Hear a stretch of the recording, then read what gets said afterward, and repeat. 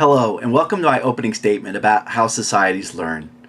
As I explored this topic, I was immediately hooked by the case study from Turkey because I could see the symmetry to the current political discord here in the United States.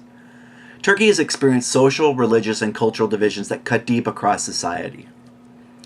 Conra states that the solution to the problems of divided societies has to be conceptualized first at a level of social learning, the social learning phase of deliberation, which oriented to understanding.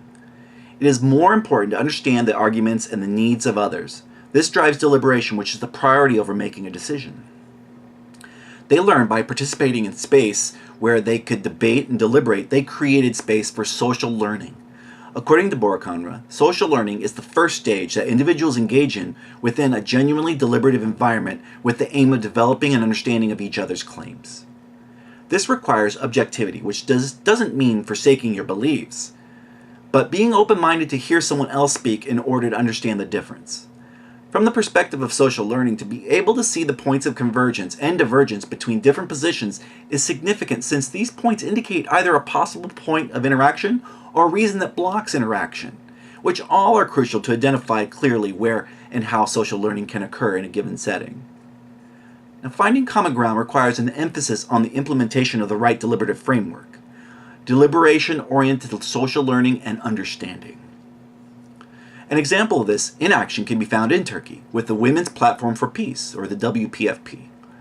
The organization has attracted various groups from an unusually wide range of backgrounds, including feminists, Kemalists, Kurds, gays, and transsexuals, and Muslims.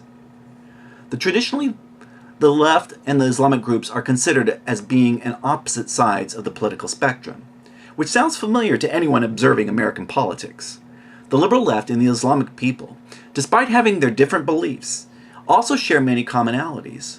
The case study by Conra shows that the liberal left and the Islamics agree that if the law does not comply with human rights, it does not deserve the respect of citizens.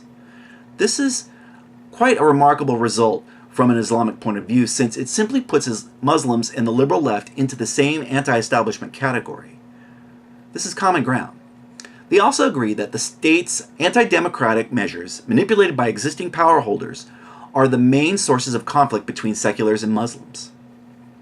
Both parties view the conflict between secular and Islamic people as being superficially created and provoked by some groups within the state rather than by ordinary people. This could be grounds for cooperation. Another example of learning from this forum was with gays and Muslims in the WPFP. The Quran explicitly prohibits homosexual relations, so there was a perception by the Muslims that even shaking hands could be considered a sin. However, when the dialogue started, the Muslims realized that some of the gays and transsexuals actually had strong religious beliefs, and in fact identified themselves as Muslims too. The WPFP provided a forum for deliberate activity where groups could speak about their problems and differences. Through these interactions, they could reconcile differences and find common ground. A key to this is to not have the pressure of a decision attached to the debate. It is essential that conflicting groups should be given the opportunity to deliberate without the pressure of having to make a decision. Now, according to Conra, the social learning stage of deliberation is primarily a hermeneutic practice where the traditional and the new converge to form a new perspective. This created space for empathy. Through their association in the shared group, the WPFP, the diverse groups that make up that shared group have become much more relaxed with each other. A WPFP member said, "In general, I can say that our relation with each other has reached a certain level of maturity, and now we understand each other better." There has to be a willingness to come to the table, to understand or learn something different. In the case study, some groups weren't ready for this, such as the Kemalists, who left the WPFP. Those that did stay, such as the Muslims and the gays, were able to establish a dialogue and listen. They had patience to not let their strong belief systems get in the way of learning something different and break through stereotypes. When decisions are attached to social learning, it can have a negative influence. An important consequence of the decision-making procedures is that the urgency of reaching a decision overwhelms the attitudes towards opinion formation, thus preventing a broadening of the scope of learning.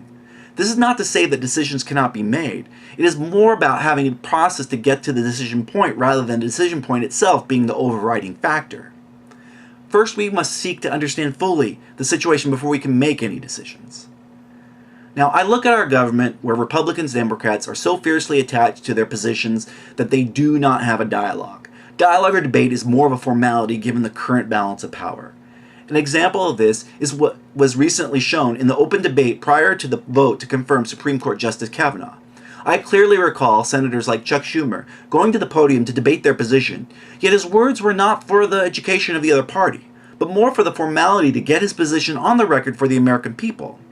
In fairness, I'll admit that I'm a liberal Democrat, and despite that, I also believe that both parties have substantial opportunity to bridge the divide when it comes to the value of debate and finding common ground. The leftist and Islamic people of Turkey have shown in this case study that they have common ground and that it is possible to work together when people are willing to listen to each other in a way that is not polarized by beliefs they bring to the table. Thank you.